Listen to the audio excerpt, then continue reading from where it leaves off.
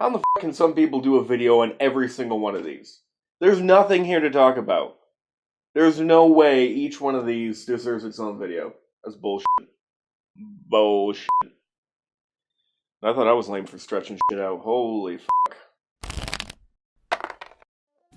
So, a beginner game is a box of tools designed to help teach you a particular role-playing game. Now keep in mind, when you're buying a beginner game, you're not actually buying a game. You're merely buying the opportunity to see if you want to buy the game. It's a little shitty, I know, but there are some cases where buying a beginner game is the best way to get started with a particular role-playing game. Now, because there are 3 different sets of books for this role-playing game, there are, of course, 4 beginner games.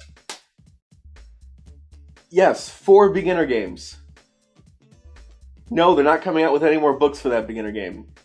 It's just a beginner game. But is buying one of these beginner games the best decision for you to get started? Well, let's find out. First of all, it's all mostly the same shit. Like, I already have 2 beginner games. I'm not gonna pay 60 more bucks just to make the video like 18 seconds longer. Oh, what's this map like? It's all the same shit. Okay, anyway. Read this first. Good idea. So, you get these little booklets, little 2-page booklets, that it just tells you what role-playing is, what a role-playing game is, and how it works. But you've already watched all my videos, so you already know how a role-playing game works. You beautiful son of a bitch. But for everyone else, there's a little 2-page thing that's like, Anne is the GM, and she describes what the cantina looks like, and then some asshole and some other asshole are playing 2 other characters. And they want to do a thing, and like, oh yeah, you can do a thing, you just roll a check, and then, oh cool, I did the thing, what happened? This thing happened. And they're like, oh, that's cool. You don't even need to read the thing now. I've just told you how role-playing works, so you don't even need these, really. But there is a little map and diagram that illustrates what they're doing. Ooh, that's cute. We got the little crawls.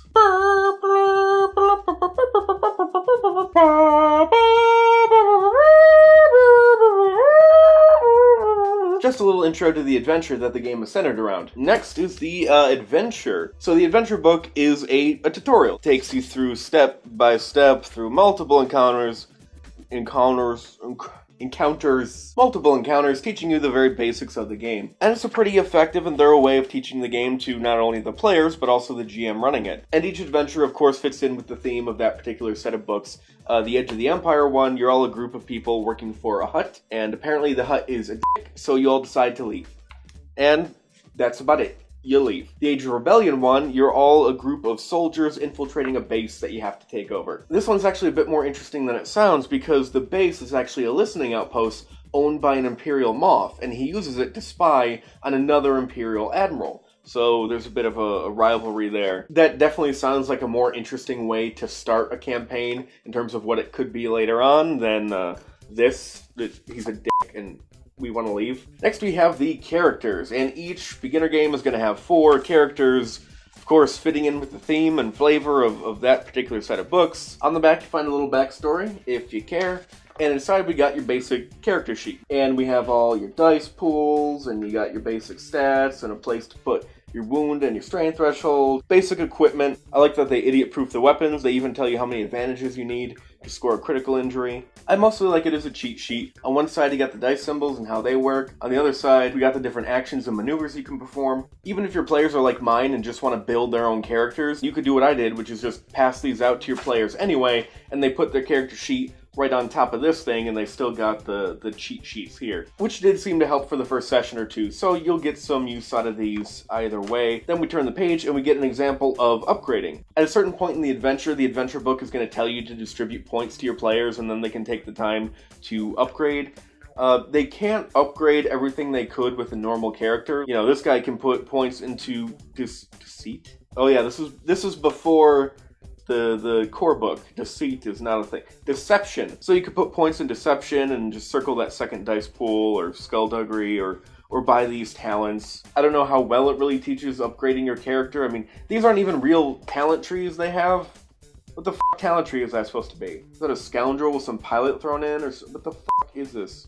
It's not like you can take this character into a big long campaign. They got kind of an expiration date on them. Unless, do they get a regular tree in addition to this tree? What specialization is he supposed to? I don't fucking just have them build a new character. Anyway, those are the character sheets. Each beginner game gets 4, and you can go online and get 2 more. Though I will say you should probably check with your group to see if you actually need to print off 2 more characters before you take the time to print them off and staple them all together. Yep, that was dumb. That was dumb. All right, next we got the maps. Maps. Ooh, this is the good stuff right here. Oh, look at that. Look at that. This is the wrong color, but it's the Falcon. Actually, I think it's kind of a cliche, kind of a basic bitch thing to be. Our group ship is the Falcon. It's gotta be just like the Falcon. We can't have anything new in Star Wars. We need the Falcon again. I love that there is a full-size map, all these different rooms, and if you ever get boarded or whatever, you can move your character around and fight in your ship and protect your ship. And there's actually a really cool sequel adventure. See, each beginner game has a sequel adventure online to the adventure here, and it's quite a bit bigger. There's actually a really fun sequence in the sequel to this adventure involving this ship. It's a lot of fun. I recommend it. I didn't even do the rest of the adventure. It didn't interest me at all. But that first little bit with the ship, that was great. Anyway, as far as the maps go, this is probably one of the more useful ones. I just think it's cool to have a whole layout of your spaceship. If you decide to be boring and have a YT-1300 as your group spaceship, which I think we did. Then on the other side of the Edge map, we got a big map of a Tatooine City, Mos Shuta, Random Cantina, and Spaceport Control. Now, of course, all these maps are used in the adventure, but you might decide not to even use the adventure. Maybe you just want to buy the beginner game for all the neat swag you get. Well, in that case, you could use these for whatever works for your campaign, so that's nice. I'm not as impressed with the Age of Rebellion maps, especially not the small ones. There's either just not a lot going on, or they're so small that it just doesn't seem all that useful. I don't feel the great benefit of having this shuttle bay. Is it really even all that much bigger than this shuttle bay over here? This is the real map. This is the map. I like this map. A big old Imperial base. You could use this for anything. I would recommend do what I did. Get the Age of Rebellion as your second one, like teach with one beginner game, and then get Age of Rebellion, and you can have so much fun. Come up with any kind of mission you want, use all these different rooms in all sorts of different ways. Main generators and trash compactor, all these different rooms. Anyway, each beginner game is going to come with a set of dice. You also got a whole bunch of character tokens. Most of them are used in the adventure, but not all of them. Some are just for fun, like a Rancor. Gotta have a Rancor. Next we have, we're almost done. Finally. We got the rule books. Read this book last. That is a good idea. So you got a rule book, and it's really just a miniaturized version of the core rule book, except a few things are randomly wrong. So it's like a fun scavenger hunt. Which rule should I actually follow? Should I follow this rule, or is this one wrong? Should I follow this rule? This one could be wrong.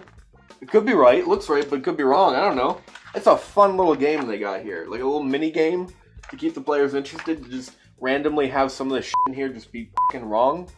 That was really cool of them. I mean, you know, what I could have done is to like recommend a beginner game to a player, because yeah, you got some dice, you're going to need a set of dice anyway, you got some tokens and maps, you can contribute to the table, and on top of it, you got a rule book you can flip through, learn the rules on your own time if you got some free time. You don't have the money to buy a core rule book, but you still don't want to be one of those guys who's like, wait, what do I do? How do I roll a check? It's been 7 months, Dave! Learn the fucking game!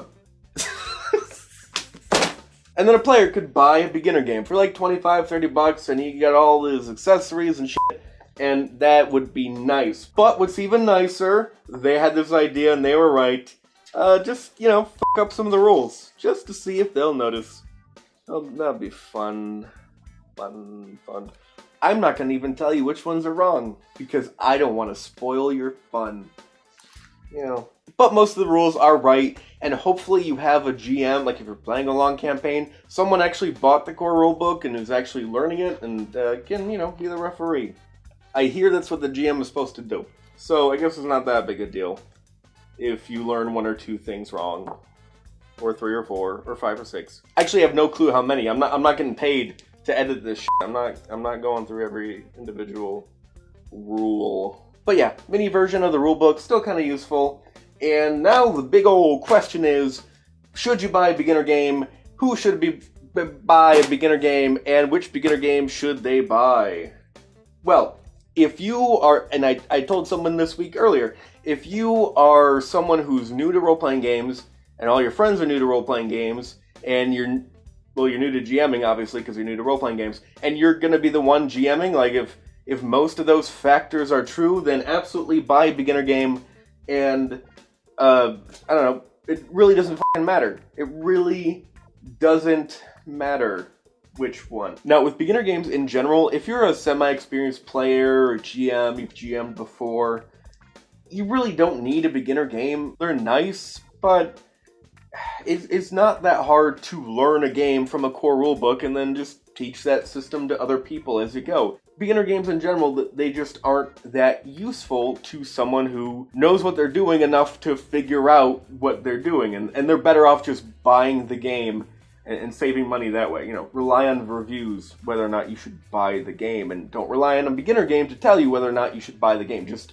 cut out the middleman. But if you are an inexperienced player, if you're new to role-playing games, or if this game is very different than the type of game you're used to, that's more of a reason to buy a beginner game in general. Now, these beginner games I consider a little different than some of the other beginner games I saw because they have more things. They have the dice, and of course we have these weird-ass custom dice, and you're going to want quite a few sets at your table for the most convenience. And as a GM, the help you get from having these tokens and maps and adventures, even if you don't use them in their tutorial form, they can be really useful in crafting your campaign as time goes on. So there's some good resources here, give you some good ideas. Like I took the Age of Rebellion beginner game adventure and just dropped it into my campaign wherever I thought it would be the most useful. For everyone else, you're probably better off just spending your money on one of the 8,000 source books that they have.